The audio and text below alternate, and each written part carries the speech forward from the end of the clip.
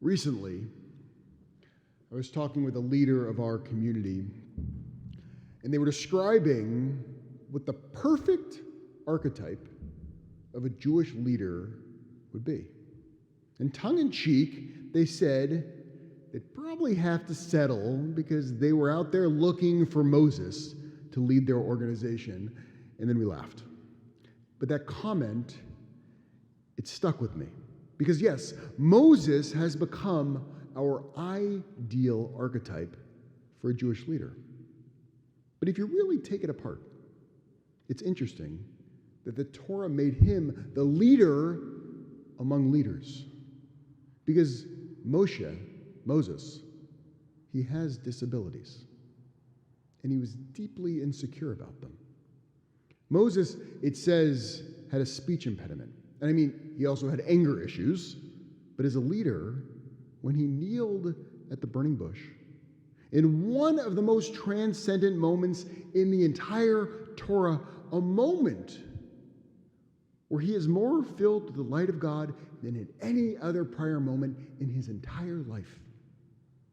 It's in that transcendent moment, the first thing that comes out of Moses' mouths is that he has disabilities, his speech impediment, that will prevent him from leading. Of all moments for one's insecurity to arise, one would not think that it's when you're bathed in the light of the divine. But the depth of the influence of Moses' challenge is the very first thing that comes to his mind and out of his mouth. It's not what one would think, but that is exactly what happens to Moses. Moses thinks of his challenges. Moses thinks of his disability. And he's certain that what he can't do will prevent him from leading effectively. In Exodus chapter 4, verse 10, it says, "But Moses said to the Lord, 'Please, O Lord, I've never been a man of words, either in times past or now that you have spoken to your servant. I am slow of speech and slow of tongue.' And the Lord said to him, 'Who gives man speech? Who makes him dumb or deaf, seeing or blind? Is it not I, the Lord? Now go, I will be with you.'" But as you can see, at one of the most significant points in the entire Torah, it's not in spite of his challenges, but rather it's because of his challenges that he is chosen. Without these challenges given to him by God, he would not be the one to lead. God knows what Moses has been through, and it's exactly because of this that he's chosen to lead. Now, it's one thing for a person to lead who does not know what makes them weak, and then you allow them to go and find it in the line of duty. But it is wholly different when it's the foundation of the way that Moses sees himself in the world. This is the challenge and a foundational idea in Judaism. That on one hand, every single individual is godlike and divine and perfect.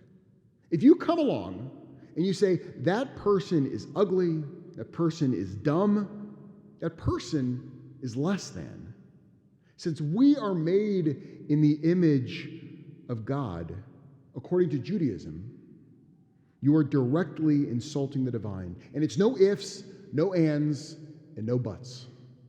It's found all over Jewish tradition.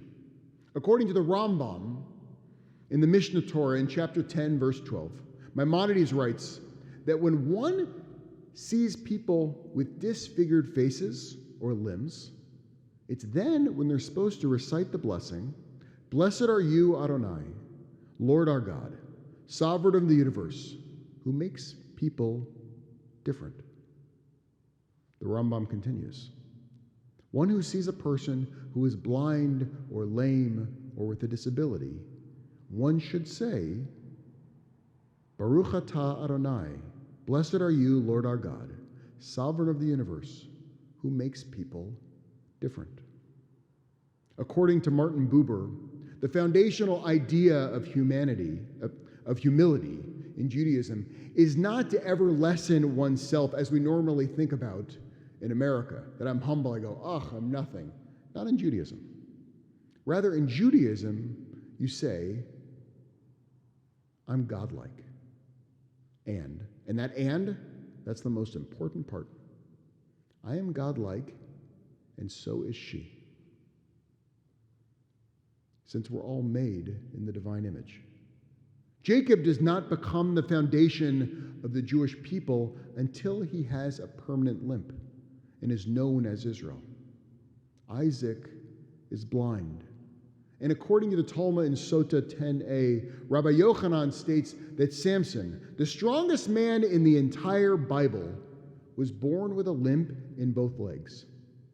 And then it was only when he was blind that his strength intensified, and he pulled down a building with his bare hands. Our challenge becomes that we often view the world and ourselves as less than because of that one thing that we can't do, that they can. But as we see through example after example in our tradition, if we embrace and enable the can over the can't, and we allow our other gifts to grow. If we think about Steph Curry, if Steph Curry had not been such a scrawny little kid when he entered the NBA, he would have never learned to shoot from distances that seemed ludicrous back then. If Albert Einstein had not had the learning and the speech challenges that he was born with, he never would have been able to see the world so radically different than anyone that had ever become before him in the history of the world. So why is Moses the greatest leader to ever lead the Jewish people? Is it that he facilitated the freeing of the people from Egypt? I mean, maybe. But honestly, there are other Jewish leaders that lead the Jews to freedom. Moses' greatest achievement is going to Sinai and receiving the Torah, the foundation of ethics for our world, the most revolutionary change in modern humanity, the foundation of how our society works to this day. But how did he do it? Now, if you look at how he led us from Egypt, he did not do it alone. He knew that he needed Aaron to help him, since he was limited in his speech. And then he learned that to be a leader is to know one's limitations and not see that as a weakness, but rather as an opportunity to empower a community. At the base of Sinai, it was his non-Jewish father-in-law, Yitro, who reminded him that he could not do all the work alone. He was limited as a human being, and what he needed to do was to delegate and to empower others around him to lead as well. And it's right then, and it's only then the greatest leader in all of Judaism included others with him, that he was able to finally receive the Torah. Now, if Moses had been a person who thought he could do it all, if he had been a person who was not so acutely aware of his own challenges, he never could have been able to lean into his God-given gifts. And we would not be here today.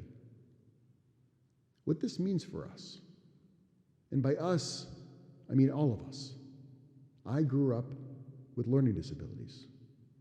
By us, I mean those who are acutely aware of our limitations and those who are acutely aware of others' limitations and maybe not their own. Is that it's our job. It's all of our job to seize on the opportunity to alter our world by encouraging and making space and capitalizing on the gifts that each individual has, because that is the Jewish view. Now, when a forest burns down, our short-sighted view of that blackened, destroyed landscape is destruction. But it's that charred landscape and that charred ground that is the most fertile ground for new life, which then punches through that blackness with shots of green sprouts just months later. And within generations, where those sprouts began, all we see is a forest. And we seem to forget how it all began. The difference is that all of us have the limitations that all of us feel. They can be the fertile ground where we can lean into others, allowing their gifts to shine. And at the same time, allowing our gifts to shine as well. Baruch atah Adonai. Blessed are you, Lord our God, sovereign of the universe, who makes people different. Amen.